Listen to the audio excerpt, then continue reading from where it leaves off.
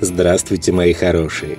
Просматривая страницы всемирной паутины, на глаза мне попалась очень интересная статья на сайте itch.ru под названием «Чем и как закусывать, чтобы после праздника не болела голова», которую, как никогда кстати, будет полезно обсудить в преддверии приближающихся праздников. Но прежде с большим удовольствием поздравляю всех своих подписчиков и гостей канала «Доктор по соседству» с наступающим Новым годом.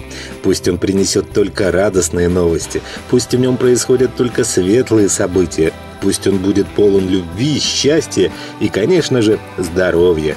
Всего самого наилучшего вам и вашим семьям. С Новым годом!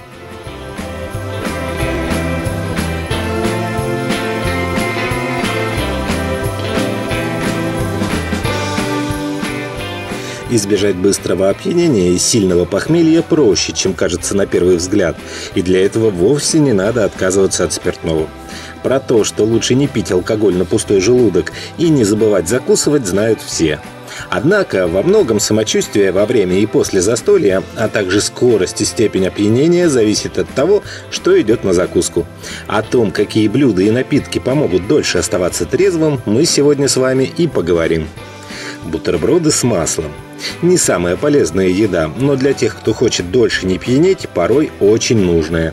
Перед новогодним корпоративом или серьезным застольем стоит перекусить бутербродом с щедрым слоем сливочного масла. Можно также добавить ломтик сыра, ветчины или семги. Жиры действительно препятствуют всасыванию алкоголя в желудке. Но этот совет работает только для тех, кто традиционно пьет мало. При употреблении в большом количестве спиртное в сочетании с жирной пищей часто дает неожиданный эффект. Человек долгое время остается трезвым, а потом наступает неожиданное, резкое и сильное опьянение. Мясо и рыба.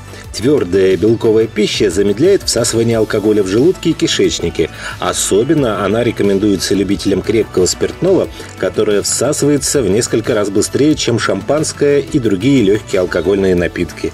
Кроме того, белки нужны для того, чтобы алкоголь нормально расщеплялся.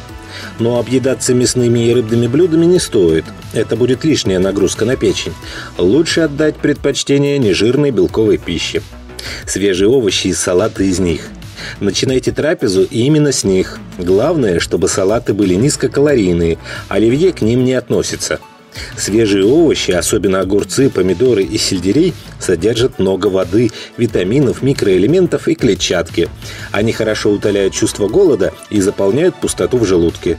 Улучшают переваривание жирной пищи, которую в Новый год мы обычно съедаем немало.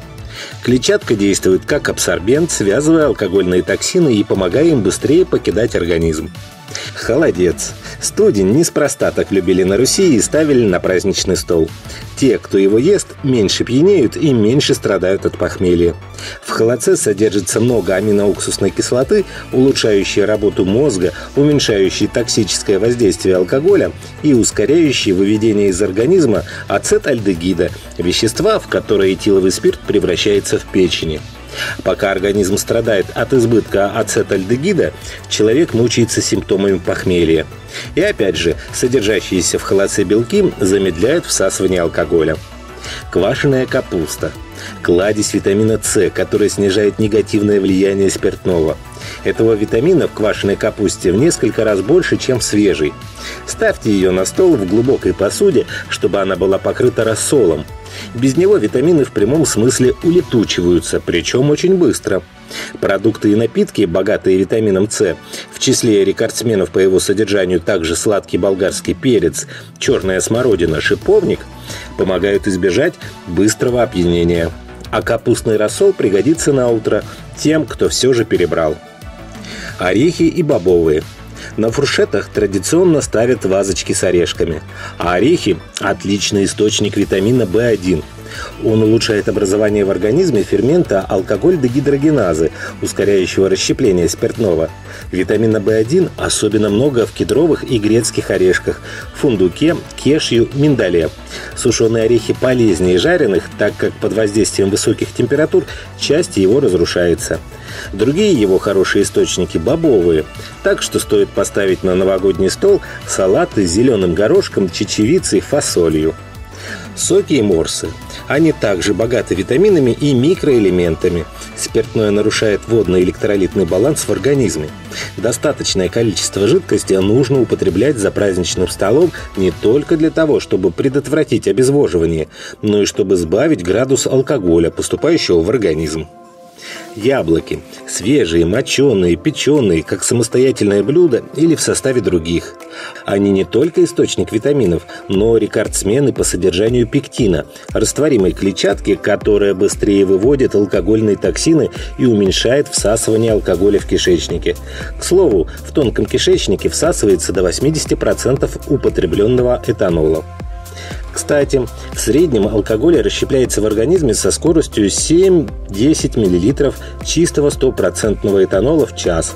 Это 30-граммовая рюмка водки, 45-50 граммовая ликера, 150 мл сухого вина или шампанского, 0,33 литра пива. На то, чтобы полностью утилизировать это количество спиртного, обычно требуется от получаса до 1,5 часов, в зависимости от скорости обмена веществ и других особенностей организма. Но это происходит лишь при условии, что это разовая доза. Если в течение часа было принято на грудь больше, накопление этанола в крови начинает превышать скорость его выведения. Чай с мятой. Когда настанет черед сладкого, предпочтительнее подавать его не с кофе, который усиливает действие алкоголя, а с травяным мятным чаем. Лучше всего из свежей мяты. Найти ее можно во многих супермаркетах на прилавках с зеленью. Содержащиеся в этом лекарственном растении эфирные масла и другие биоактивные вещества связывают продукты распада алкоголя и ускоряют его выведение. А вот обычный чай, черный или зеленый, не лучший выбор. Он увеличит нагрузку на почки, а им в момент новогодних застолий часто и так приходится тяжело.